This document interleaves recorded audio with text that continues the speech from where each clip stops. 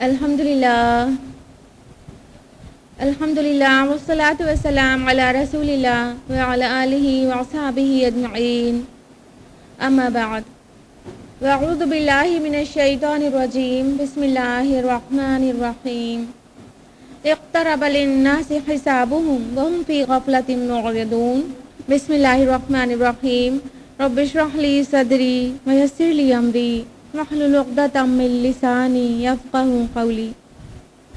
عزیز سامعات، خلاصہ قرآن مجید میں آپ سب کا تہہ دل سے خیر مقدم ہے۔ السلام علیکم ورحمۃ اللہ وبرکاتہ۔ خلاصہ قرآن میں ہم لوگ 16 پارے مکمل کر چکے ہیں الحمدللہ، اور آج 70واں پارہ ہے۔ 70واں پارہ شروع ہوتا ہے سورہ انبیاء سے، اور سورہ انبیاء میں 7 رکوع اور 112 آیات ہیں۔ اس سورہ کا نام سورہ انبیاء اس لیے ہے کیونکہ اس میں مسلسل نبیوں کا ذکر آیا ہے، اس لیے اس کو سورہ انبیاء کہتے ہیں۔ اس کا جو زمانہ نزول ہے وہ ہے مکے کا دور متوسط، یعنی مڈل پیریڈ آف دا مکی لائف۔ اللہ کے رسول صلی اللہ علیہ وسلم جب مکہ میں تھے، اس میں جو درمیان میں وقت تھا اس میں یہ نازل ہوئی ہے۔ موضوع کے اعتبار سے اس سورہ میں قریش مکہ کو آپ صلی اللہ علیہ وسلم جو توحید آخرت کی دعوت دے رہے تھے اور جو رسالت کا دعویٰ کر رہے تھے، اس پر وہ شک و شبہ کر رہے تھے، انہیں شکوک اور شبہات کا جواب دیا گیا ہے اس سورہ میں، اور ان کی غفلتوں کے نتائج سے انہیں متنبہ کیا گیا ہے۔ اس کے علاوہ جو آپ صلی اللہ علیہ وسلم کے خلاف چالے چل رہے تھے مشرکین مکہ، اس کے نتائج کا بھی بیان ہے اور اس کی مذمت بھی ہے۔ اس سورہ کی مشابہت سورہ مریم سے ہے کہ اس میں بھی کئی انبیاء کا ذکر قصص النبیین کے انداز میں کیا گیا ہے، اور اس سورہ میں بھی کئی نبیوں کا ذکر ہے۔ اب باقاعدہ سورہ شروع کرتے ہیں۔ اعوذ باللہ من الشیطان الرجیم، بسم اللہ الرحمن الرحیم۔ رکو نمبر 1 جو کہ آیات 1 سے 10 تک پر ہے۔ آیت نمبر 1 ہے اقترب للناس حسابهم وهم فی غفلۃ معرضون۔ لوگوں کے حساب کا وقت قریب آ گیا ہے اور لوگ ہیں کہ غفلت میں منہ موڑے ہوئے ہیں۔ اس انداز سے سورہ شروع ہو رہی ہے، بالکل وارن کرنے کے انداز میں کہ کتنا قریب ہے انسان کے حساب کا وقت، قیامت، اور پھر بھی غفلتیں طاری ہیں لوگوں کے اوپر، اور اپنے حساب و کتاب کی ذرا تیاری نہیں کر رہے ہیں۔ آیت نمبر 3 میں ہے کہ ان کے دل کھیل کے خوگر ہو چکے ہیں، اور آیت نمبر 3 سے 5 میں رسول اللہ صلی اللہ علیہ وسلم کے دعوی رسالت میں جو شکوک اور اعتراضات تھے ان کا تذکرہ ہے۔ آیت نمبر 6 سے 8 میں ہے ان اعتراضات کا جواب جو آپ صلی اللہ علیہ وسلم کو فیس کرنا پڑ رہا تھا کہ آپ سے پہلے بھی نبی آ چکے ہیں۔ ان کا جواب ہے کہ آپ سے پہلے بھی بہت سے رسول معجزات لے کر آئے ہیں، تو کیا ان کی ساری قوم ان پر ایمان لے ہی آئی تھی؟ اور کوئی نبی ایسا نہیں بھیجا اللہ تعالیٰ نے جو کھانا نہ کھاتا ہو یا بشر نہ ہو۔ آیت نمبر 9 سے 10 میں ہے کہ جو لوگ حد سے بڑھ جانے والے ہیں اللہ تعالیٰ انہیں ہلاک کر دیتا ہے، اور فرمایا اے لوگوں، اب ہم نے تمہاری طرف یہ کتاب نازل کر دی ہے، اس میں تمہارا ہی ذکر ہے، تو کیا تم عقل سے کام نہیں لیتے؟ یہاں جو ذکرکم لفظ آیا ہے، تمہارا اپنا ذکر، اس کا مطلب ہے تمہارے حصے کی نصیحت، تمہارے حصے کی تعلیم اور تمہارے مسائل کا حل ہے۔ رکو نمبر 2 جو کہ آیات 11 سے 29 پر مشتمل ہے۔ آیت نمبر 11 سے 15 میں ہے کہ کتنی ہی بستیوں کو اللہ سبحانہ تعالیٰ غارت کر چکے ہیں کہ وہ ظلم کر رہی تھیں، اور جب ان پر عذاب کے آثار نمایاں ہو جاتے تو وہ گر گرانے لگتے اور کہتے ہائے شامت ہماری، ہم ہی ظالم تھے۔ لیکن عذاب کے آثار نمایاں ہو جانے کے بعد اللہ تعالیٰ پھر مہلت نہیں دیتا، پھر ان کو اس طرح کر دیا جیسے کٹی ہوئی کھیتی یا بجھی ہوئی راکھ۔ آیت نمبر 16 میں ہے کہ ہم نے آسمان اور زمین کو اور جو کچھ ان دونوں کے درمیان ہے کھیل کے طور پر نہیں بنایا، یعنی حق کے ساتھ اللہ تعالیٰ نے پیدا کیا ہے اور بامقصد طریقے سے بنایا ہے یہ ساری کائنات۔ آیت نمبر 18 میں ہے اور ہم حق کو دے مارتے ہیں باطل پر تو وہ اس کا بھیجا نکال دیتا ہے، تو تبھی وہ نابود ہو جاتا ہے۔ یہ تاریخ انسانی کا قرآنی فلسفہ ہے کہ اللہ تعالیٰ کو جب بھی منظور ہوتا ہے کوئی نہ کوئی تحریک یا کوئی جماعت حق کی علمبردار بن کر سماج میں کھڑی ہوتی ہے اور باطل سے ٹکرا جاتی ہے، اور باطل اس سے ٹکرا کر پاش پاش ہو جاتا ہے۔ یہ ایسا ہی ہوتا آیا ہے اور ابھی بھی ہوتا ہے۔ آیت نمبر 22 میں ہے اور اگر ان دونوں یعنی زمین اور آسمان کے اندر اللہ کے علاوہ اور معبود ہوتے تو لازماً اس میں فساد برپا ہو جاتا۔ یہ کائنات جتنی منظم طریقے سے چل رہی ہے اس کا جو نظم ہے اور ضبط ہے وہ اپنے آپ میں گواہی دے رہا ہے کہ اس کا مدبر اور منتظم ایک ہی ہے، ایک ہی اس کو کنڈکٹ کرنے والا ہے۔ جب ایک چھوٹا سا ادارہ ایک سے زیادہ منتظم سے چل نہیں سکتا تو پھر پوری کائنات کیسے ایک سے زیادہ معبود سے چل سکتی ہے، اور یہ منظم طریقے سے چل رہی ہے. اس کا مطلب ہے کہ اس پہ آرڈر دینے والا اور اس کا انتظام کرنے والا ایک ہی ہے. آیت نمبر 22 سے 29 میں ہے کہ اللہ تعالیٰ پاک ہے ان باتوں سے جو یہ مشرک بناتے ہیں، ان کے شرک سے بھی اللہ پاک ہے، اور جو بھی معبود انہوں نے بنا رکھے ہیں وہ تو ایکچولی اللہ کے مکرم بندے ہیں اور اس کے حکم کی تعمیل کرتے ہیں، اور جو کوئی بھی کہتا ہے کہ میں الہ ہوں تو اللہ تعالیٰ اسے جہنم میں ڈال دیتا ہے. رکن نمبر 3 جو کہ آیات 30 سے 41 پر مشتمل ہے. آیت نمبر 30 ہے اولم یر الذین کفروا ان السماوات والارض کانتا رتقا ففتقناہما. اس میں بہت بڑی سائنٹیفک فیکٹ چھپا ہوا ہے. آیت ہے کہ کیا یہ کافر لوگ جنہوں نے انکار کر دیا، کیا یہ دیکھتے نہیں کہ زمین اور آسمان باہم ملے ہوئے تھے، جڑے ہوئے تھے، اور ہم نے ان کو علیحدہ کیا، الگ کر دیا. آج جو کائنات کی ابتدا ہے اس کے پیچھے ایک تھیوری ہے جس کو بگ بینگ تھیوری کہتے ہیں. اس کے اکارڈنگلی پوری کائنات جو ہے وہ پہلے ایک بڑا ماس تھی، بگ ماس، جس کو پرائمری نیبولا نام دیا گیا. پھر ایک بہت بڑا وسفوٹ ہوا جس کو بگ بینگ کہتے ہیں، اور اسی بگ بینگ کے بعد گیلیکسیز، اسٹارز اور پلینٹس وجود میں آئے. اور یہاں پر قرآن مجید کتنا بالکل مماثلت ہے بگ بینگ تھیوری سے کہ پہلے زمین آسمان جڑے ہوئے تھے اور اللہ تعالیٰ نے انہیں الگ کیا. تو یہ بگ بینگ کی طرف اشارہ ہے.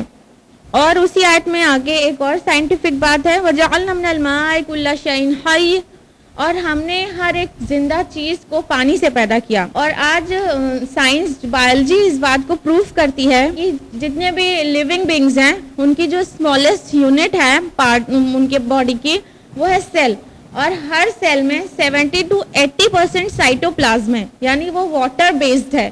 جو سیل کے اندر جو کچھ بھی ہے وہ سائٹوپلازم اس کا سب سے بڑا پارٹ ہے، 70 to 80%. تو واٹر ہی واٹر ہے اس میں. تو اس طرح ہر انسان اور ہر جاندار، ہر پیڑ پودے، جتنے بھی لیونگ بینگز ہیں وہ بغیر واٹر کے، بغیر پانی کے اسی لیے زندہ نہیں رہ سکتے کیونکہ ان کے جو سیل ہے وہ سائٹوپلازم جو ہے اس کو واٹر کی ضرورت ہے. تو اس طرح قرآن مجید کہہ رہا ہے کہ ہر زندہ چیز کو پانی سے پیدا کیا، اور سائنس اس کو بالکل پروف کرتی ہے کہ سیل میں سب سے زیادہ جو کنٹینٹ ہے وہ پانی کا ہی ہے. اس کا مطلب اس کی تخلیق پانی سے ہوئی ہے. اور جس انداز میں تخلیق آدم کا ذکر ہے وہ بھی یہ ہے کہ اس تراب سے بنایا، مٹی سے، تو پھر آگے تین ہے. تین کیسے بنے گا؟ جو گارا ہے وہ ظاہر بات ہے کہ پانی، مٹی میں پانی ڈالا جائے گا اور اس سے سنے گا، تب وہ گارا بنے گا، تب وہ شیپ دینے لائق بنے گا. تو اس طرح تخلیق آدم بھی پانی سے ہوئی ہے، اور جتنے لیونگ بینگز ہیں سب پانی سے پیدا ہوئے ہیں، اور سائنس اس کو بالکل تسلیم کرتی ہے. آیت نمبر 31 میں ہے اور ہم نے زمین میں پہاڑ کھوٹیوں کی طرح گاڑ دیے ہیں تاکہ وہ تمہیں لے کر لڑک نہ پڑیں. یہاں پہ ایک اور سائنٹیفک فیکٹ ہے، وہ جیولوجی سے تعلق رکھتا ہے. جیولوجی وہ برانچ آف سائنس ہے جو ارتھ کی اسٹڈی جس میں کی جاتی ہے. تو پہاڑوں کی جو اسٹڈیز ہیں وہ جیولوجی میں کی جاتی ہے، اور ماڈرن جیولوجی بتا رہی ہے ماؤنٹین جو ہے پیگز کی طرح، کھوٹیوں کی طرح زمین میں گڑے ہوئے ہیں. جتنا اوپر نظر آتے ہیں اس سے زیادہ حصہ ان کا زمین کے اندر ہے. اور قرآن مجید نے جو بار بار اس چیز کو استعمال کیا ہے کہ کھوٹیوں کی طرح گڑے ہوئے ہیں، اور پہاڑوں کو ہم نے گاڑ دیا. تو پہاڑ کو اللہ تعالیٰ نے کھوٹی کہا، اور اب ماڈرن جیولوجی بتا رہی ہے کہ اس کی جو ڈیپ روٹس ہیں وہ اوپر سے زیادہ اندر گہری ہے جتنا باہر دکھائی پڑتے ہیں، اور یہ ارتھ کو اسٹیبلٹی پرووائڈ کرتے ہیں. جو ارتھ کرسٹ ہے جس پہ ہم چلتے ہیں، سب سے باہری لیئر جس کو چھلکا کہہ سکتے ہیں زمین کا، اس پہ ہم چلتے ہیں، اس کو اسٹیبلٹی پرووائڈ کرتے ہیں. اور یہاں قرآن میں بہت واضح الفاظ میں کہا گیا ہے کہ ان کو کھوٹیوں کی طرح گاڑیاں تاکہ لے کے تمہیں لڑک نہ پڑے. یعنی کہ اگر یہ ارتھ کرسٹ پہ پہاڑ جو ماؤنٹین رینجز ہیں وہ نہیں ہوتی تو ارتھ کرسٹ اندر کے فلوئڈ پر تیر رہی ہوتی، اور اس پر چلنے والا انسان کبھی بھی اسٹیبل طرح سے نہیں چل سکتا تھا، لڑک لڑک کے گر جاتا. آیت نمبر 33 میں ہے وَهُوَ الَّذِي خَلَقَ اللَّيْلَ وَالنَّهَارَ وَالشَّمْسَ وَالْقَمَرَ كُلٌّ فِي فَلَكٍ يَسْبَحُونَ، کہ وہی ہے جس نے رات اور دن بنایا اور سورج اور چاند کو بنایا، اور ہر ایک اپنے اپنے مدار میں، اپنے اپنے آربٹ میں تیر رہے ہیں. یہ ایک اور سائنٹیفک فیکٹ. کہ جب قرآن نازل ہوا تھا 1400 سال پہلے، تب تک کوئی یہ بتا نہیں سکتا تھا کہ جتنی ہیونلی باڈیز ہیں وہ پورے موشن میں ہیں اور اپنے آربٹ میں موشن کر رہی ہیں. لیکن آج سائنس جو ماڈرن ایسٹرونومی ہے یہ بالکل کانفیڈنٹلی بتاتی ہے کہ جتنے ہیونلی باڈیز ہیں، چاہے سورج ہو، چاند ہو، زمین ہو، چاہے سٹارز ہوں، کوئی سا بھی سٹار ہو، وہ کوئی بھی اسٹیشنری نہیں ہے، سب چل رہے ہیں، موومنٹ میں ہے، بلکہ ریولیوشن میں ہے، اور سب اپنے اپنے آربٹ میں ہی تیر رہے ہیں. کوئی اپنا آربٹ نہیں بھولتا ہے. قرآن نے کتنے پہلے ہی کہہ دیا تھا کلٌ فی فلک یسبحون، سب کے سب اپنے اپنے آربٹ میں تیر رہے ہیں. آیت نمبر 35 ہے کل نفس ذائقۃ الموت، ہر نفس کو موت کا مزہ چکھنا ہے. آیت نمبر 37 میں خلق الانسان من عجل، کہ انسان کو بنایا ہی گیا ہے عجلت سے، یعنی انسان جو ہے بہت جلدی پسند ہے. عجلت پسندی انسان کی فطرت میں شامل ہے، وہ ہر چیز کا جلدی چاہتا ہے اور رزلٹ بہت جلدی چاہتا ہے. آیت نمبر 38 اور سے 41 کے بیچ میں ہے کہ جنہوں نے اللہ کے رسول صلی اللہ علیہ وسلم کی بات نہیں مانی اور آپ کا مذاق اڑایا، ان کو روز قیامت شدید عذاب ہوگا. رکو نمبر 4 جو آیات 42 سے 50 پر مشتمل ہے. آیت نمبر 42 ہے اور آپ ان سے پوچھئے کہ کون تمہاری حفاظت کرتا ہے رات دن رحمان کی طرف سے. یہ موضوع پہلے بھی آ چکا ہے کہ اللہ تعالیٰ فرشتوں کو حفاظت میں لگا دیتا ہے انسانوں کے، تو حفاظتی فرشتے ہیں باڈی گارڈ کی حیثیت سے، اور وہ جب اللہ چاہتا ہے جس انداز میں چاہتا ہے وہ ہماری حفاظت کرتے رہتے ہیں. آیت نمبر 43 اور 44 میں ہے کہ کیا انہوں نے اللہ کے سوا اور معبود بنا رکھے ہیں جو ان کی حفاظت کرتے ہیں ہمارے سوا؟ ارے وہ تو خود ہی اپنی مدد نہیں کر سکتے. کیا یہ لوگ دیکھتے نہیں ہیں کہ ہم نے زمین کو اس کے کناروں سے گھٹاتے چلے آ رہے ہیں، تو کیا وہی غالب آنے والے ہیں؟ یعنی جن لوگوں کو اللہ کے علاوہ معبود ٹھہرایا ہے وہ خود اپنی مدد نہیں کر سکتے تو ان کی حفاظت کیا کریں گے؟ اور اللہ تعالیٰ کہہ رہے ہیں ہم زمین کو گھٹاتے چلے آ رہے ہیں. یہ موضوع بھی پہلے آ چکا ہے کہ کافروں کے لیے زمین تنگ ہوتی جا رہی، اسلام پھیلتا جا رہا ہے یہاں تک کہ کفار کے لیے تنگ ہوتا جا رہا ہے. آیت نمبر 46 ہے اور اگر انہیں آپ کے رب کے عذاب کی ایک دھپکا بھی لگ جائے تو فوراً چیخ اٹھیں گے، ہائے شامت ہماری، ہم ہی ظالم تھے. یعنی جس عذاب کو چیلنج کر رہے ہیں وہ پورا عذاب تو چھوڑو، اس کا ایک تھوڑا سا ان کی طرف جھلک بھی آ جائے، ایک بھپکا بھی خالی عذاب اور آگ کا ان کو لگا دیا جائے تو فوراً ہوش میں آ جائیں گے، کہیں گے ہم ہی غلط تھے، ہم سے غلطی ہو گئی، ہم نے اپنے اوپر ظلم کیا.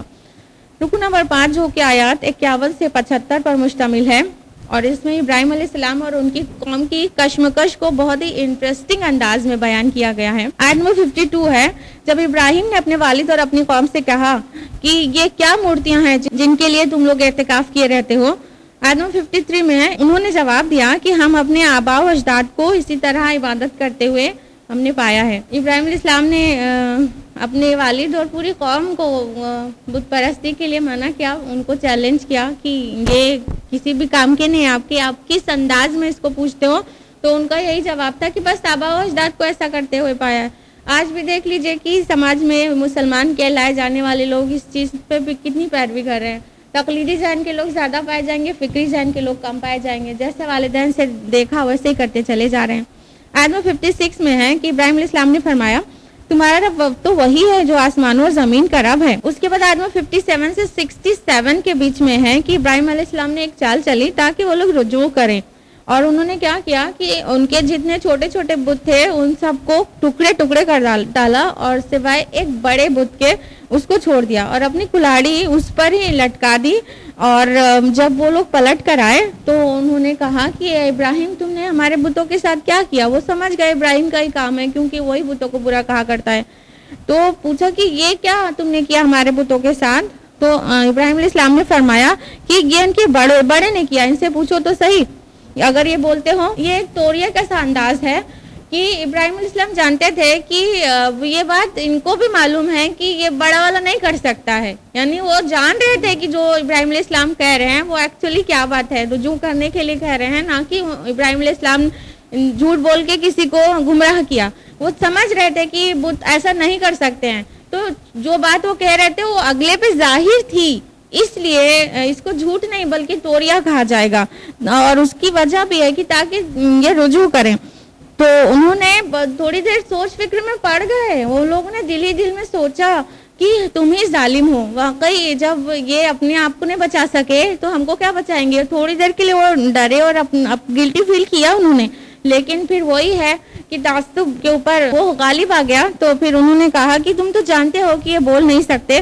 تو ابراہیم علیہ السلام نے کہا کہ تف ہے تم پر کہ تم اللہ کو چھوڑ کر ایسے کو پوچھتے ہو جو تمہارا نہ نفع کر سکے نہ نقصان کر سکے. یہاں تک کہ انہوں نے یہ فیصلہ لیا, آیت نمبر 68 میں ہے, انہوں نے کہا جلا ڈالو اسے اور مدد کرو اپنے معبودوں کی اگر تمہیں کچھ کرنا ہی ہے. بتائیے معبود خود ہی مدد ان کو معبودوں کو درکار ہے. استغفر اللہ. تو پھر کیا کیا گیا, ایک آگ کا بہت بڑا الاؤ جلایا گیا اور تاکہ ابراہیم علیہ السلام کو اس میں ڈال دیا جائے. اور اس میں ابراہیم علیہ السلام کو جب ڈال دیا گیا تو آیت نمبر 69 ہے, قلنا یا نار کونی بردا وسلاما علی ابراہیم. تو اللہ سبحانہ تعالیٰ نے فرمایا کہ آگ ٹھنڈی ہو جا اور سلامتی بن جا ابراہیم پر. تو آگ ٹھنڈی ہو گئی. سب کو معلوم ہے ابراہیم علیہ السلام کا بال بھی باقی نہیں ہوا اور وہ ابراہیم علیہ السلام پوری حفاظت سے اس میں موجود تھے. اور غور کرنے کی بات یہ ہے کہ جو قانون طبیعی ہے یعنی کہ فزیکل لاز ہیں جو یہ اللہ تعالیٰ ان کا باؤنڈ نہیں ہے بلکہ اللہ تعالیٰ نے فزیکل لاز بنائے ہیں اور جب چاہے اللہ تعالیٰ کسی بھی فزیکل لا کو چینج کر سکتا ہے. تو آگ میں جلنے کی تاثیر اللہ نے دی اور جب اس نے چاہا اس کی تاثیر کو ہٹا لیا. اور جب ابراہیم علیہ السلام سے آگ میں کودنے کے لیے کہا گیا تو ان کے ایمان نے ان کو ٹھہرنے کے لیے نہیں کہا, ڈرنے کے لیے نہیں کہا. وہ نہ ڈرے نہ گھبرائے, بس اللہ پہ بھروسہ کر کے اس آگ میں کود پڑے. تو اس کو شعر میں اتارا گیا ہے, بے خطر کود پڑا آتش نمرود میں عشق, عقل ہے محو تماشائے لبے بام ابھی. آیت نمبر 70 ہے, لیکن ہم نے ان کو کر دیا خسارہ اٹھانے والے. آیت نمبر 71 ہے, اور ہم ابراہیم کو اور لوط کو بچا کر اس سرزمین کی طرف نکال لے گئے. یعنی ابراہیم علیہ السلام, لوط علیہ السلام جو کہ ان کے بھتیجے ہیں, ان کو لے کر عراق سے ہجرت کر کے شام سے ہوتے ہوئے فلسطین پہنچ گئے اور پھر وہیں ان کا مسکن بن گیا. آیت نمبر 72 سے 75 میں ہے کہ پھر اللہ تعالیٰ نے ابراہیم علیہ السلام کو اسحاق اور یعقوب علیہ السلام نوازا اور لوط علیہ السلام کو نبوت سے سرفراز کیا. رکو نمبر 6 جو کہ آیات 76 سے 94 کے بیچ ہے. آیت نمبر 76-77 میں ہے کہ اللہ تعالیٰ نے نوح علیہ السلام کی ان کے قوم کے مقابلے میں مدد فرمائی. آیت نمبر 78 میں ہے کہ اور داؤد اور سلیمان پر بھی اللہ نے فضیلت کی کہ جب وہ ایک کھیتی کے بارے میں فیصلہ کر رہے تھے جب اس میں گھس گئی تھی کچھ لوگوں کی بکریاں. آیت نمبر 79 ہے, تو ہم نے فہم عطا کیا اس کا سلیمان کو. معاملہ کچھ یوں تھا کہ ایک شخص کی فصل بالکل تیار تھی اور دوسرے قبیلے کی بکریاں اس کھیت میں گھس گئی تھیں جس کی وجہ سے فصل پوری تہس نہس ہو گئی تھی. پھر یہ مقدمہ داؤد علیہ السلام بطور بادشاہ وہاں پر تھے تو ان کے حضور پیش ہوا. تو سلیمان علیہ السلام جو کہ وہاں پر ایک شہزادے کی حیثیت سے موجود تھے, انہوں نے اس فیصلے کا حل, انہوں نے اس معاملے کا حل بتایا. اس کا فیصلہ کچھ اس طرح سے بتایا کہ یہ جو بکریاں ہیں وہ ٹیمپرریلی کھیتی والے کو دے دیا جائے اور وہ اس سے فائدہ اٹھائے, یعنی اس کا دودھ پیے, ان سے فائدہ اٹھائے. اور جو کھیت ہے وہ بکری والے سے کہا جائے کہ دوبارہ اس میں فصل پوری تیار کرے اور جب فصل اگ جائے پوری تیار ہو جائے تو پھر واپس فصل کو اس کے اصل مالک کو دے دیا جائے اور بکریوں کے مالک کو لوٹا دیا جائے. اس طرح سے سلیمان علیہ السلام کو اللہ تعالیٰ نے فیصلہ کرنے کا فہم نصیب کیا. آیت نمبر 79 میں ہے, اور ہم نے مسخر کر دیا تھا داؤد کے ساتھ پہاڑوں کو جو تسبیح کرتے تھے اور پرندوں کو بھی. داؤد علیہ السلام جب زبور پڑھتے تھے تو اتنی دلکش آواز میں پڑھتے تھے کہ اس سے وجد میں آ کر پہاڑ اور پرندے سب آس پاس کی چیزیں بھی ان کے آواز میں آواز ملا کر زبور پڑھنے لگتے تھے. آیت نمبر 80 میں ہے, اور ہم نے انہیں تمہارے لباس کی صنعت سکھائی. اور یہ لباس جنگی لباس کے بارے میں ذکر ہو رہا ہے, یعنی جو زرہ بختر بنی ہے وہ ایکچولی داؤد علیہ السلام کی ایجاد ہے. آیت نمبر 81 میں ہے کہ اور مسخر کر دیا ہم نے سلیمان کے لیے تیز چلنے والی ہوا کو جو اس کے حکم سے چلتی تھی.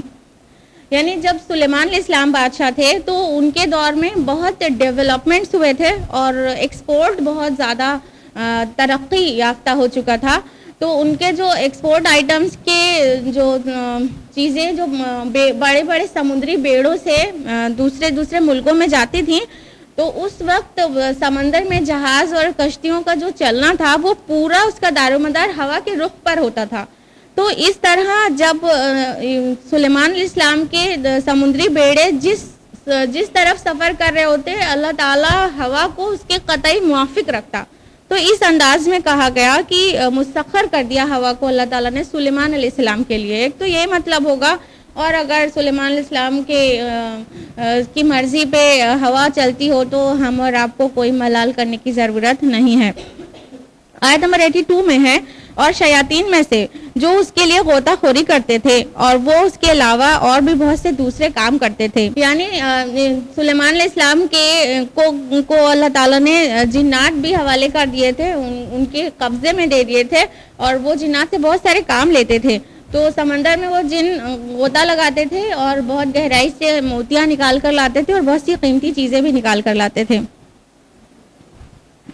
آیت نمبر 83 اور 84 میں ہے کہ ایوب علیہ السلام کا تذکرہ ہے کہ اللہ تعالیٰ نے ان کو بیماری ڈال دی تھی بطور آزمائش، اور ان کی جلد یعنی اسکن میں ایسی ڈیزیز ہو گئی تھی کہ اس کے پھوڑے سے بہت بدبو آتی تھی، یہاں تک کہ ان کے گھر والے بھی ان کو چھوڑ کر چلے گئے تھے. پھر اللہ تعالیٰ نے ان کی صبر کی تعریف کی اور ان کی آزمائش کو دور کر دیا اور ان کو صحت بھی نصیب کر دی اور گھر والے بھی لوٹا دیے. تو ان کے گھر والے بھی واپس آ گئے اور ان کو مزید اولاد سے نوازا اللہ تعالیٰ نے. آیت نمبر 85 میں ہے، اور اسی طرح اسماعیل، ادریس اور ذوالکفل پر بھی اللہ نے فضل کیا. تو اسماعیل علیہ السلام سب معلوم ہے، جانتے ہیں. ادریس علیہ السلام ہے نوح علیہ السلام کے پہلے اور آدم علیہ السلام کے بعد مبعوث ہوئے ہیں. اور ذوالکفل کے بارے میں کوئی تحقیقی معلومات نہیں فراہم ہوتی کیونکہ حدیث میں اس کی کوئی تفصیلات نہیں آتی ہیں. آیت نمبر 87 میں ہے، اور مچھلی والے کو بھی جب وہ چل دیا غصے میں بھرا ہوا، پس اس نے تاریکیوں میں اللہ کو پکارا، لا الہ الا انت سبحانک انی کنت من الظالمین، کہ نہیں ہے کوئی معبود سوائے آپ کے اور آپ کی ذات پاک ہے اور میں ہی ظالموں میں سے ہوں. وہ مچھلی والے کس کو کہا گیا؟ ظاہر سی بات ہے یونس علیہ السلام کو، کہ وہ ٹائم سے پہلے اپنی قوم کو چھوڑ کر چلے گئے تھے. پھر جب مچھلی نے ان کو نگل لیا، اپنی غلطی کا احساس ہوا، تو ان الفاظ میں اللہ تعالیٰ کو پکارا اور اللہ تعالیٰ نے سن لیا اور مچھلی نے انہیں کنارے پر اگل دیا. آیت نمبر 89 میں ہے کہ اور زکریا کو جب اس نے پکارا اپنے رب کو، رب لا تذرنی فردا وانت خیر الوارثین، کہ اے رب مجھے اکیلا نہ چھوڑ، بے شک تو ہی بہترین وارث ہے. تو آیت نمبر 90 میں ہے، تو اسے یحییٰ عطا کیا، یعنی زکریا علیہ السلام کو عین بڑھاپے کی حالت میں یحییٰ علیہ السلام عطا کیا اللہ سبحانہ تعالیٰ نے معجزاتی طور پر. آیت نمبر 90 میں ہے کہ حضرت مریم کو اللہ تعالیٰ نے بیٹا عیسیٰ نصیب کیا اور اسے نشانی بنا دیا دنیا والوں کے لیے.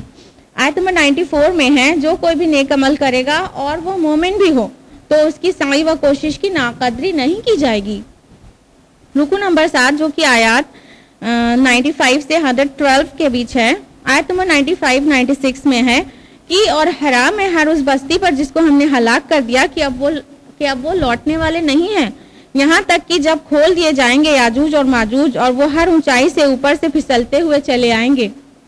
یہ قیامت کے پہلے ہونے والے جو آثار ہیں ان میں سے ایک بہت اہم واقعہ ہے کہ یاجوج اور ماجوج واپس آ جائیں گے، اور اس کا ذکر سورہ کہف میں پہلے بھی ہو چکا ہے.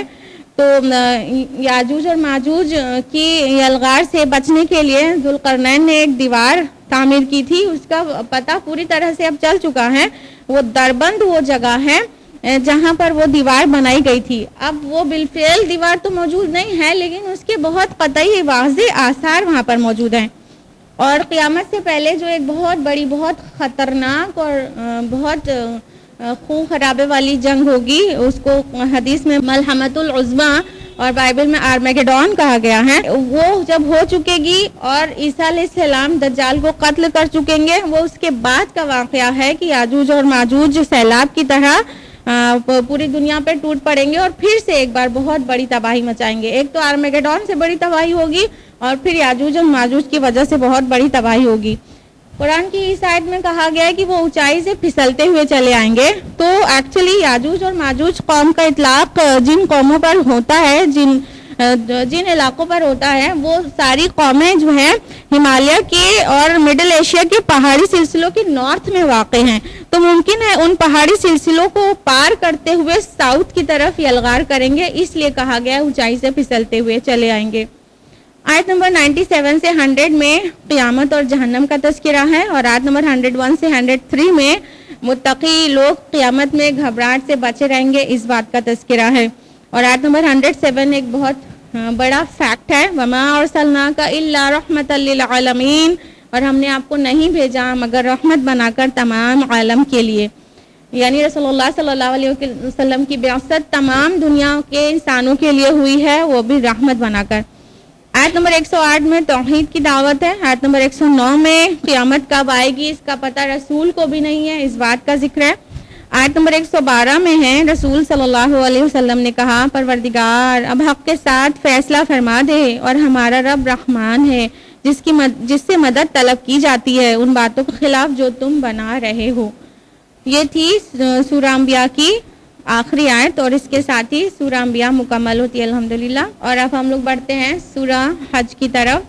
سورۃ الحج میں 10 رکوع اور 78 آیات۔ اس کا نام سورہ حج اس لیے ہے کیونکہ آیت نمبر 27 میں وَأَذِّن فِي النَّاسِ بِالْحَجِّ فقرہ آیا ہے، اور اس کے زمانہ نزول میں مفسرین کے درمیان اختلاف ہے۔ بعض مفسرین کا کہنا ہے یہ مکی سورہ ہے، اور بعض مانتے ہیں کہ یہ مدنی سورہ ہے، کیونکہ اس سورہ میں مکی اور مدنی دونوں صورتوں کی خصوصیات پائی جاتی ہیں، تو ممکن ہے کہ اس کا ایک حصہ مکی دور کے آخر میں نازل ہوا ہو اور اس کا دوسرا حصہ مدنی دور کے آغاز میں نازل ہوا ہو، اور ہجرت کے درمیان بھی کچھ آیات نازل ہوئی ہیں، تو اس لیے یہ مکی اور مدنی ہونے میں اس کا اختلاف ہے۔ اور اس میں خطاب جو ہے وہ 3 گروپس سے ہے، ایک مشرکین مکہ سے، اور دوسرا تردد میں پڑے ہوئے مذبذب مسلمانوں سے، اور تیسرا مومنین صادقین سے۔ رکو نمبر 1 جو کہ آیات 1 سے 10 پر مشتمل ہے، آیت نمبر 1 ہے، یا ایھا الناس اتقوا ربکم ان زلزلۃ الساعۃ شیء عظیم، ہے لوگو اپنے رب کا تقوی اختیار کرو، بے شک قیامت کا زلزلہ بہت بڑی چیز ہے۔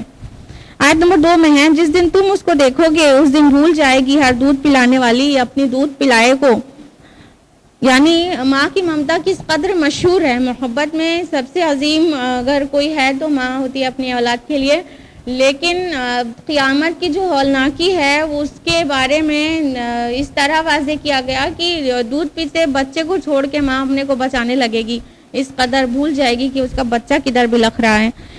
اور آگے ہے، ہر حاملہ کا حمل گر جائے گا، اور تم دیکھو گے لوگوں کو جیسے وہ نشے میں ہو، حالانکہ وہ نشے میں نہیں ہوں گے، تمہارے رب کا عذاب ہی بہت سخت ہے۔ اس کے بعد آیت نمبر 5 میں پھر سے ایک سائنٹیفک چیز ہے سورہ حج میں بھی، اور وہ ہے ایمبریونک سٹیجز مدرز ووم میں۔ اے لوگوں اگر تمہیں دوبارہ اٹھائے جانے پر شک ہے تو غور کرو کہ تمہیں مٹی سے پیدا کیا، پھر نطفے سے، پھر علقہ سے، پھر گوشت کے لوتھڑے یعنی مضغہ سے، واضح شکل والا اور غیر واضح شکل والا۔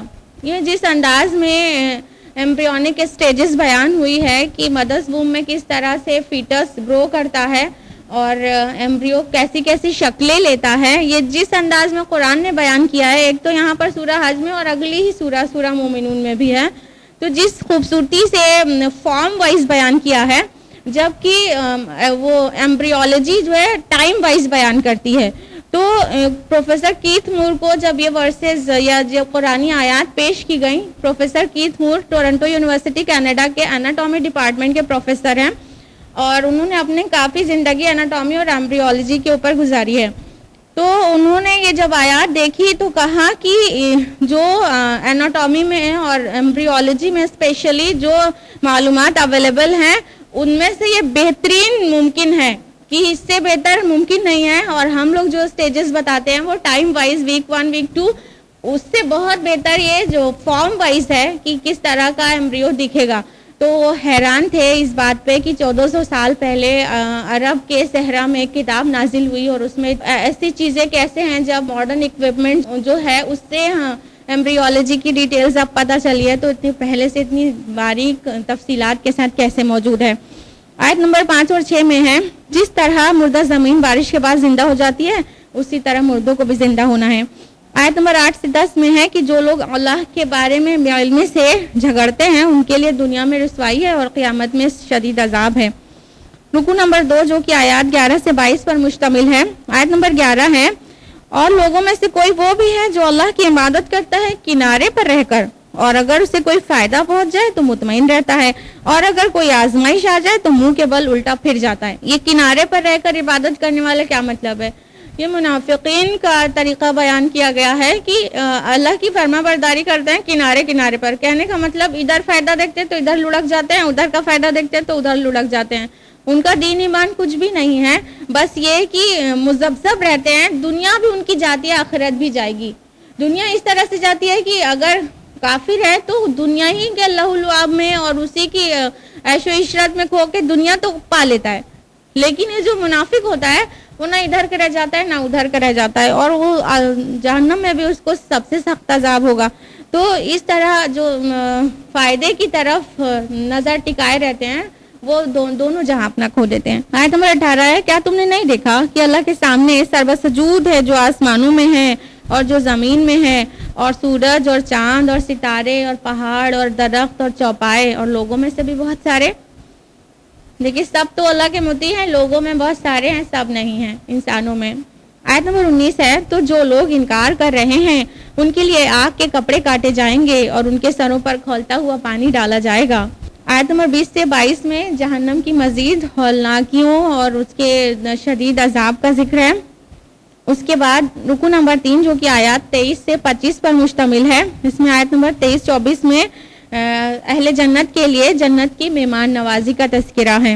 آیت نمبر 25 میں ہے کہ یقیناً وہ لوگ جنہوں نے کفر کیا اور وہ روکتے ہیں لوگوں کو اللہ کے راستے سے اور مسجد حرام سے, تو ہم ان کو مزہ چکھائیں گے دردناک عذاب کا. رکو نمبر 4 جو کہ آیات 26 سے 33 پر مشتمل ہے. آیت نمبر 26-27 میں ہے کہ اللہ تعالیٰ ابراہیم علیہ السلام کو حکم دیتے ہیں کہ خانہ کعبہ کی صحیح جگہ پر تعمیر کریں جہاں پہ اللہ تعالیٰ نے انہیں بتایا, اور پھر لوگوں میں منادی کر دیں کہ وہ اللہ کے لیے حج کریں اس بیت اللہ کا. آیت نمبر 28 میں ہے, اور اللہ کا نام لے معین دنوں میں ان مویشیوں پر جو اس نے انہیں عطا کیا ہے. یہ حج کی تفصیلات شروع ہو گئی. مراد ہے یہاں پر معین دنوں, ایام معدودات سے مراد ہے یہاں پہ ایام نحر, یعنی 10, 11 اور 12 ذوالحجہ. تو اس میں سے خود بھی کھاؤ اور خستہ حال محتاجوں کو بھی کھلاؤ, یعنی وہ جو قربانی کی جائے گی خود بھی کھایا جا سکتا ہے اور محتاجوں کو بھی دیا جا سکتا ہے. آیت نمبر 29 میں ہے, پھر چاہیے کہ وہ دور کریں اپنے میل کچیل, یعنی احرام کھول دیں اور اس سے نہانا دھونا مراد ہے, اور اپنی نظریں پوری کریں اور اس قدیم گھر کا طواف کریں, اور یہاں پہ طواف سے مراد طواف زیارت ہے. آیت نمبر 31 میں ہے, اور جو کوئی اللہ کے ساتھ شرک کرے گا تو وہ ایسے ہے جیسے آسمان سے گر پڑا تو اسے پرندے اچک لے جائیں یا ہوا دور کی جگہ پر پھینک دے. جو اللہ کا دامن چھوڑتا ہے, جو اللہ کا مضبوط کڑا چھوڑ دیتا ہے, تو وہ انسان کا حال ایسا ہی ہے جیسے آسمان سے گر پڑا. اب چاہے بیچ میں پرندے نوچ کھائیں اسے, اور چاہے ہوا اتنی دور لے جا کر پٹخ دے کہ وہ اس کا چورا چورا ہو جائے. اور یہاں پر جو پرندے کہا گیا ہے وہ اشارہ ہے شیطان کی طرف, اور جو جس کو ہوا کہا گیا ہے وہ اشارہ ہے ہوا ہو, تمہاری خواہشات نفس, تمہاری جو نفس کی خواہشات ہیں وہ. کیونکہ جہاں اللہ کو چھوڑا, اللہ سے ڈیٹیچ ہوا انسان, نفس کی خواہش اور شیطان نے اس کو بالکل پکڑ لیا. تو خواہشات نفس اور شیطان سے بچنا ہے تو رب کو مضبوطی سے تھامنا ہوگا. اللہ کو چھوڑ دیں گے تو پھر یہ دونوں چک لے جائیں گے اور جہنم میں لے جا کے دم لیں گے. آیت نمبر 33 میں ہے, تمہارے لیے ان میں یعنی قربانی کے جانور میں نفع ہے ایک وقت معین تک, یعنی اس کا دودھ پیا جا سکتا ہے, جو قربانی کا جانور ہے اس کا دودھ پیا جا سکتا ہے, سواری بھی کی جا سکتی ہے. پھر ان کی اصل منزل یا قدیم گھر ہی ہے, یعنی قربانی کے دن ان جانوروں کو اصل قربان گاہ یعنی بیت اللہ پر لے جا کر ہی پیش کرنا ہے. رکو نمبر 5 جو کہ آیات 34 سے 38 پر بیسڈ ہے. آیت نمبر 34-35 میں ہے, اور بشارت دے دیجیے عاجزی اختیار کرنے والوں کو, وہ لوگ جب اللہ کا ذکر کیا جاتا ہے تو ان کے دل لرز اٹھتے ہیں, اور جب بھی ان کو تکلیف پہنچے تو اس پر صبر کرتے ہیں اور نماز قائم کرنے والے ہیں, اور جو کچھ ہم نے ان کو دیا ہے اس میں سے خرچ کرتے ہیں. یعنی اللہ تعالیٰ کو یہ مطلوب ہے مومن بندے سے کہ عاجزی کرنے والے بندے ایسے ہوتے ہیں, اللہ کا نام لیا جائے تو لرز جائے اور تکلیف میں صبر کرے اور نماز سے مدد لے اور اللہ کی راہ میں خرچ کرے جو کچھ اللہ نے اسے عطا کیا ہے رزق. آیت نمبر 36 میں اونٹ کے نہر کرنے کا تذکرہ ہے, اور آیت نمبر 37 میں ہے, اللہ تک نہ ان کے گوشت پہنچتے ہیں نہ ان کے خون, لیکن اس تک پہنچتا ہے تمہاری طرف سے تقویٰ. یعنی قربانی کا حکم ہے, اللہ کو کون سا خون اور گوشت پہنچتا ہے, وہ اللہ تعالیٰ یہ دیکھتا ہے کہ کس تقویٰ کے ساتھ, کس احساسات کے ساتھ تم نے قربانی دی ہے اللہ کی راہ میں. اسی طرح اس نے انہیں تمہارے لیے مسخر کر دیا تاکہ تم اللہ کی تکبیر بیان کرو جس طرح اس نے تمہیں ہدایت بخشی ہے۔ اب جنگ کے احکام آ رہے ہیں، اور حج اور قتال فی سبیل اللہ کا بہت بڑا ربط، بہت گہرا ربط ہے، کیونکہ بیت اللہ جو تھا وہ مشرکین کے تسلط میں تھا۔ جب تک ان سے جنگ نہیں کی جائے تب تک ممکن نہیں تھا کہ وہاں پر حج کیا جا سکے۔ تو سورہ حج میں جہاں حج کے کام ہیں تو اس کے فوراً بعد قتال فی سبیل اللہ کا بھی حکم ہے۔ اسی طرح سورہ آل عمران میں، اسی طرح سورہ بقرہ میں بھی ہے کہ حج کے کام اور قتال کے کام ساتھ میں ہیں۔ آیت نمبر 38 میں ہے، سب سے پہلے خوشخبری سنائی گئی ہے، یقیناً اللہ خود ہٹا دے گا سچے مومنوں کے دشمنوں کو۔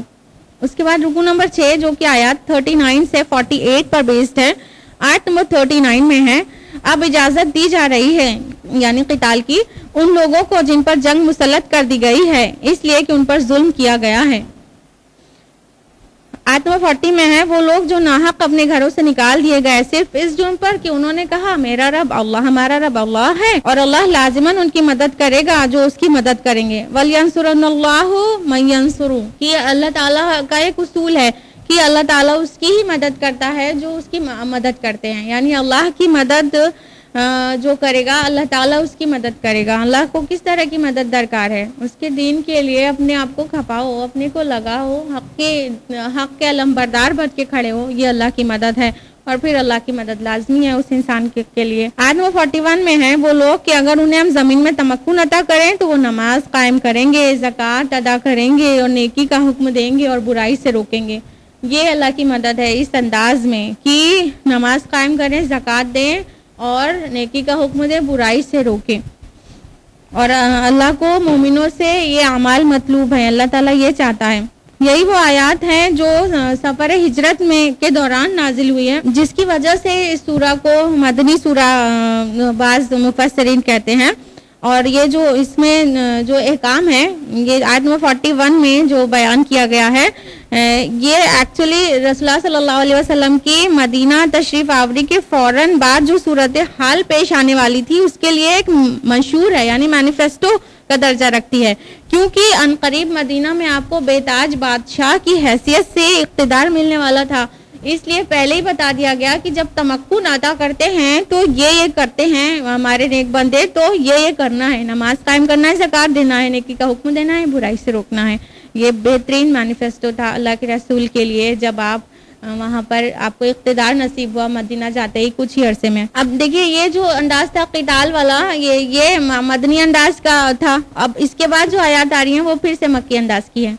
آیت نمبر 42 سے 48 کے بیچ ہے، نافرمانوں کے لیے بہت سارا انذار ہے، ان کو ڈراوا ہے، اور یہ کہ ان سے پہلے بہت سے انبیاء کی قومیں اپنے اپنے نبیوں کو جھٹلا چکی ہیں، تو اللہ تعالیٰ نے انہیں ڈھیل دی اور پھر انہیں عذاب میں پکڑ لیا۔ اور لوگوں کو دعوت دی گئی ہے اس بات کی کہ وہ زمین میں چل پھر کر دیکھ لیں کہ جھٹلانے والوں کا کیا انجام ہوا، اور جو عذاب کی جلدی مچا رہے ہیں تو اللہ تعالیٰ نے اس کے بارے میں کہا وہ اللہ کا وعدہ ہے اور اللہ اپنے وعدے کی خلاف ورزی کبھی نہیں کرتا۔ رکوع نمبر 7 جو کہ آیات 49 سے 57 پر بیسڈ ہے، آیت نمبر 49 سے 51 ہے، اے نبی اعلان کر دیجئے کہ میں تو بس تمہارے لیے واضح طور پر خبردار کر دینے والا ہوں، تو جو لوگ ایمان لائے اور نیک عمل کریں گے ان کو عزت کی روزی اور مغفرت ہے، اور جو لوگ ہماری آیات کو نیچا دکھانے کی تگ و دو میں لگے رہیں گے وہی ہیں جو جہنم والے ہیں۔ آیت نمبر 52 میں ہے کہ اللہ تعالیٰ اپنے فضل سے اپنے نبی کے اجتہاد میں جو شیطانی خلل اندازی ہو جاتی ہے اس کو بالکل پاک کر دیتا ہے۔ آیت نمبر 56 اور 57 میں ہے کہ روز قیامت بادشاہی صرف اور صرف اللہ کی ہوگی، اور نیکوکاروں کو جنت ملے گی اور کفر کرنے والوں کو جہنم۔ رکوع نمبر 8 جو کہ آیات 58 سے 64 کے بیچ ہے، آیت نمبر 58 ہے، اور وہ لوگ جنہوں نے ہجرت کی اللہ کی راہ میں پھر وہ قتل ہو گئے یا فوت ہو گئے، اللہ ان کو لازماً رزق حسنہ عطا فرمائے گا۔ آیت نمبر 60 میں ہے، اور جو شخص بدلہ لے اسی قدر جس قدر اس پر زیادتی کی گئی، پھر اگر مزید زیادتی کی جائے تو اللہ لازماً اس کی مدد کرے گا۔ یعنی مکہ میں جو کچھ ہو چکا تھا اس کا بدلہ اب جنگ کی صورت میں تمہیں لینا ہے، اگر اس کے بعد پھر سے ادھر سے کوئی بھی فردر زیادتی کی جائے گی تو پھر اللہ مومنوں کی مدد کرے گا۔ آیت نمبر 61 سے 64 میں آفاقی نشانیوں کے ذریعے توحید اور آخرت کی دعوت ہے۔ رکوع نمبر 9 جو کہ آیات 65 سے 72 پر بیسڈ ہے، آیت نمبر 65 میں ہے، کیا تم نے دیکھا نہیں کہ اللہ نے زمین کی سب چیزوں کو تمہارے لیے مسخر کر دیا، اور کشتی کو جو چلتی ہے سمندر میں اس کے حکم سے، اور وہ تھامے ہوئے آسمان کو کہ وہ زمین پر گر نہ پڑے مگر اس کے حکم سے۔ آیت نمبر 66 میں ہے، اور وہی ہے جس نے تمہیں زندہ کیا، پھر تمہیں موت دے گا، پھر تمہیں زندہ کرے گا، یقیناً انسان بڑا ہی ناشکرا ہے نا؟ اتنے احسانات کیے ہمارے رب نے ہم پر، ہم کن کن چیزوں کا شکر کرتے ہیں، کس کا نام لے کے اور کس کو پورا ایک ساتھ، اور کتنا غور و فکر کرتے ہیں اپنے رب کے احسانات پر۔ اسی لیے تو قرآن نے کہا یقیناً انسان اپنے رب کا بڑا ہی ناشکرا ہے۔ آیت نمبر 68 سے 70 میں ہے، اور اللہ تعالیٰ نے قیامت کے دن لوگوں کے اختلافات کا فیصلہ کر دے گا، جو جس باتوں میں اختلاف کر رہے تھے۔ آیت نمبر 71 اور 72 میں ہے کہ شرک کی کوئی دلیل نہیں ہے روئے زمین پر، وہ بے دلیل ہے اور مشرکوں کے لیے آگ کا عذاب ہے۔ اور اب آخری رکوع سورہ حج کا رکوع نمبر 10 آیات 73 سے 78 تک، اور یہ جو رکوع ہے یہ دعوتی اعتبار سے نہایت جامع اور بہت اہم ہے۔ پہلی 4 آیات میں اللہ پر، رسول پر اور آخرت ایمان لانے کی دعوت ہے، اس لیے خطاب ہے یا ایھا الناس سے، اے نوع انسانی، اے لوگو، جبکہ آخر کی جو 2 آیات ہیں اس میں خطاب ہے یا ایھا الذین آمنوا سے، یعنی اہل ایمان کو دعوت عمل کی دعوت دی جا رہی ہے۔ آیت نمبر 73 ہے یا ایھا الناس ضرب مثل فاستمعوا لہ، اے لوگوں ایک مثال بیان کی جا رہی ہے پس ذرا توجہ سے اسے سنو، یقیناً جنہیں تم اللہ کے سوا پکارتے ہو وہ ایک مکھی کی بھی تخلیق نہیں کر سکتے اگرچہ وہ سب اکٹھے کر دیے جائیں، اور اگر مکھی ان سے کوئی چیز لے اڑے، چھین لے جائے تو اسے چھڑا بھی نہیں سکتے۔ ضعف الطالب والمطلوب، کتنا ہی کمزور ہے طالب بھی اور مطلوب بھی، یعنی مانگنے والا بھی اور جس سے مانگا جا رہا ہے وہ بھی۔ شرک کی مذمت ایک خوبصورت سی مثال سے بیان کی گئی ہے کہ وہ بت ہوتے ہیں، ان کے آگے چڑھاوا چڑھایا جاتا ہے، اس میں مکھیاں اگر بھنک رہے ہوں تو ان سے بولو کہ اگر ایک مکھی بنا دے تو نہیں بنا سکتے، یہاں تک کہ مکھی ان کے چڑھائی چیز پہ سے کچھ لے کے اڑ جائے تو اسے چھڑا بھی نہیں سکتے۔ کتنا کمزور ہے مانگنے والا بھی اور دینے جس سے مانگا جا رہا ہے وہ بھی۔ آیت نمبر 75 میں ہے اللہ چن لیتا ہے اپنے پیغامبر فرشتوں میں سے بھی اور انسانوں میں سے بھی، یعنی رسالت کے دونوں واسطے بیان ہو رہے ہیں، رسول بشر اور رسول ملک، یعنی جبریل علیہ السلام رسول ملک، انہوں نے رسالت کا کام کیا، یعنی پیغام کو پہنچانے کا کام کیا، پھر رسول اللہ صلی اللہ علیہ وسلم کے قلب اقدس پر نازل کر دیا، تو باقی انسانوں کو بلانے کا کام اللہ کی طرف رسولہ نے کیا، اس لیے وہ رسول بشر۔ آیت نمبر 77 ہے یا ایھا الذین آمنوا ارکعوا واسجدوا واعبدوا ربکم وافعلوا الخیر لعلکم تفلحون، اے لوگو جو ایمان لائے ہو، رکوع کرو، سجدہ کرو اور اپنے رب کی بندگی کرو اور اچھے کام کرو تاکہ تم فلاح پا جاؤ۔ یہ ہے مطالبات مومنین سے، صادقین سے۔ آیت نمبر 78 ہے وجاہدوا فی اللہ حق جہادی، کہ اور جہاد کرو اللہ کی راہ میں جیسا کہ جہاد کرنے کا حق ہے، بس یوں ہی تھوڑا سا نہیں، اپنی جانوں کو کھپا دو۔ اجتباکم، اس نے تمہیں چن لیا ہے اور دین کے معاملے میں تم پر کوئی تنگی نہیں رکھی ہے، تمہارے جد امجد ابراہیم کی ملت اور اسی نے تمہارا نام مسلم رکھا ہے، اس سے پہلے بھی اور اس کتاب میں بھی یہ اللہ کا رکھا ہوا نام ہے مسلمان۔ آگے ہے اسی آیت میں لیکون رسول شہیداً علیکم وتکونوا شہداء علی الناس، تاکہ گواہ ہو جائے رسول تم پر اور تم گواہ ہو جاؤ نوع انسانی پر۔ سورہ بقرہ کی آیت میں 143 جو شہادت علی الناس پہ مبنی ہے، یہاں پر صرف پوزیشن چینج ہو گئی ہے، پہلے یہاں پر رسول شاہد ہو جائیں تم پر اور تم گواہ ہو جاؤ تمام نوع انسانی پر، یہ طریقہ ہے، اور وہاں بقرہ میں ہے کہ تم گواہ ہو جاؤ تمام نوع انسانی پر اور رسول تم پر گواہ ہو جائیں، خالی پوزیشن چینج ہو گئی ہے، اور آیت وہی ہے شہادت علی الناس والی۔ اس کے بعد ہے فاقیموا الصلاۃ وآتوا الزکاۃ واعتصموا باللہ، کی صلاح قائم کرو اور زکوٰۃ ادا کرو اور اللہ کے ساتھ چمٹ جاؤ۔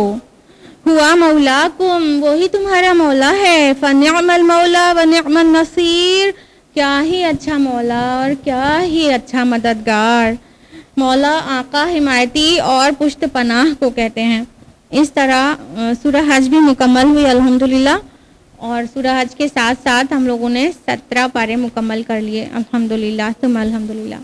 اس کے ساتھ ہی آج کی محفل کا یہیں اختتام ہوتا ہے۔ والسلام علیکم ورحمۃ اللہ وبرکاتہ۔